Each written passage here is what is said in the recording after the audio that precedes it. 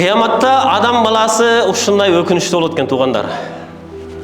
Кыяматта адам баласы эмнеде өкүнөт десе, ушундай залым адам, капыр, мушрик адамдар эки колун тишине тиштеп, якул айтат: "Я лайтани иттахазту ма расули сабила".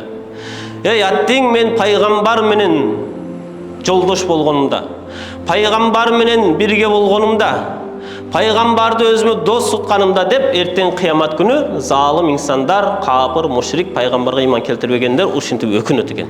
Көрдүңүзбү? Кыяматта. Дагы эмнеде өкүнөт десе, лайтани ламаттахуз фуланан халила деп да өкүнөт экен. Аттең мен паланча менен достошпой койгонумда болмок экен деп да өкүнөт экен адам баласы. Эки нерсеге өкүнөт экен.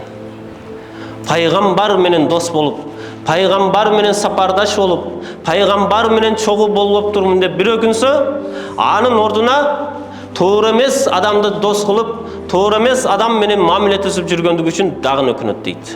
Туура эмес адам эмне кылат десе, инсанды, жолдошун, досун зикирден капилетте калтырып коет экен. Зикирден, Алланы эстеудөн, акыретти эстеудөн унуттуруп коет экен туугандар.